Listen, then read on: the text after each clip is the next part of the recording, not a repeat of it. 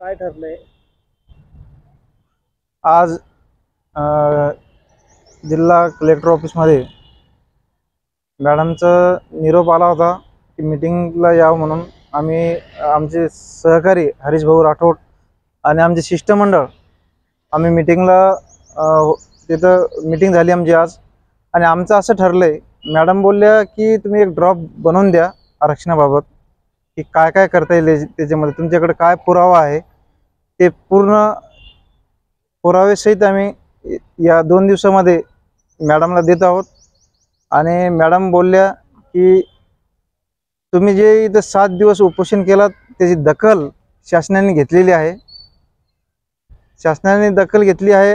आम्ही तिथं 7 दिवस उपोषण करून म्हणलं मॅडम 7 दिवस उपोषण करूनही आमची तिथं दखल घेतली नाही, पण आता एवढा उशिरा का?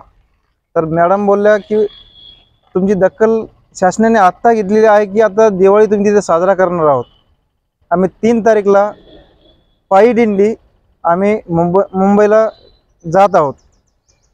त्या अनुषंगाने उद्या पोहरादेवी येथे राज्यस्तरीय मीटिंग आहे. त्या मीटिंगमध्ये आमचं सगळं काही उद्या निर्णय होईल की 3 तारीखला किती वाजता निघायचं आहे आणि कोणत्या मार्गे जायचं आहे. हे उद्या आमचे पोहरादेवी येथे महंत समोर आमची मीटिंग आहे. काय बैठक झाली आणि काय निर्णय झाला उपोषणाबद्दल? आमचे पदयात्रा 3 तारखेला निघणार होती. त्या संदर्भात मान्य मॅडमांनी आमच्यासोबत मीटिंग ठरवलेली होती आणि त्या मीटिंगमध्ये ठरवलं गेलं की तुमचे जे एव्हिडन्स आहे त्या एव्हिडन्स आमच्याकडे आणून द्या, आम्ही तो शासनाकडे पाठवू आणि शासनाला तुमच्या जे एव्हिडन्सनुसार तुम्हाला शिफारशी कसं योग्य तो मार्ग निघेल त्या संदर्भात त्यांनी आमच्यासोबत चर्चा केलेली आहे. सत्ता हमारे पास इन्फॉर्मेशन है कि इनको आप इसकी सुविधा दो. That will be a supportive evidence, but that is not a conclusive anything.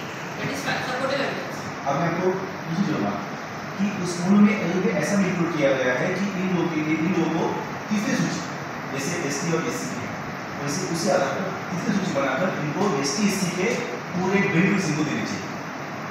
ठीक है, देखिए ये सब all these are evidences. हाँ, तो मैडम मैं आपको वही बताना चाहता हूँ कि अब तक ये 1960 से 1960 जब तक सारी एविडेंस है और जो रिसोर्सेस है बाकी मात्र सत्तर टक्के समाज ह्याच अवस्थेत घालून जातो.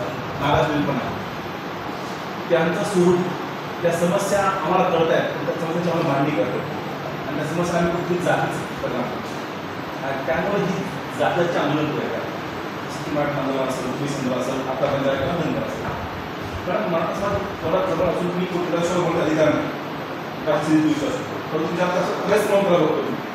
मराठा समाजामध्ये हजार हजार शिक्षण संस्था आहेत, कारखाने आहेत, शाळा आहेत, तरी पण त्या समाजाचा त्या समाजाला निवड करत असतो त्यांना असं वाटतं की आमची धर्मानी मागास इतरांच्या तुलनेमध्ये. तर मॅडम जेव्हा मराठा समाजाची स्थिती जर असेल तर त्या शाळा जेव्हा घटमुक्त असतील ह्याची अवस्था काय सांगतात तुम्ही सगळीकडे करतात.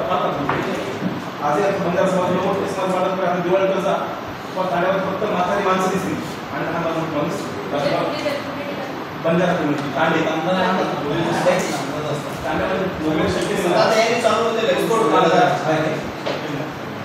त्याच्या समस्यावर क्लिअर मांडण्याची बघायचं काम आणि ती कोण हीच अवस्था सगळ्यांचीच आहे.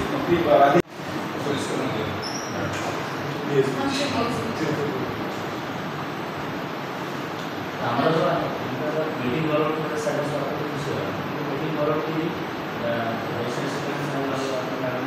रिलीज आहे मीटिंगला घ्यायचं उद्देश काय आहे मीटिंगचा याच्यावर आपण काही फोटो करणार नाही.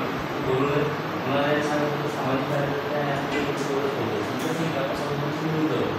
ॲक्च्युअली मोठी काय आहे मीटिंग कामाला माहिती मी सांगते मोठे असं आहे की बघा आपण आता उपोषण पुढे पण आपली जे मागणी आहे त्यांना पेंडिंग आहे.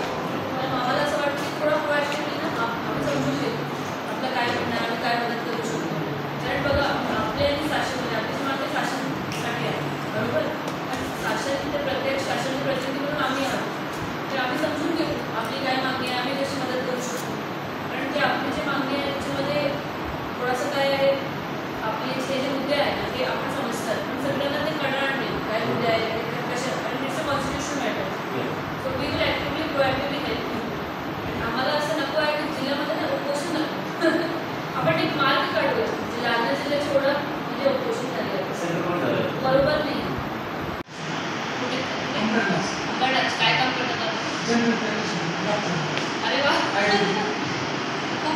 इससे जागरूक ये है म्हणजे इन्वॉल्वमेंट आहे याच्यामध्ये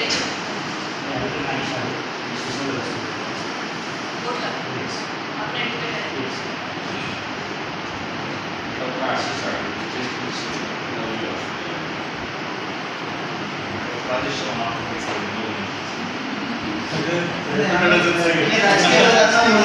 विषय असा आहे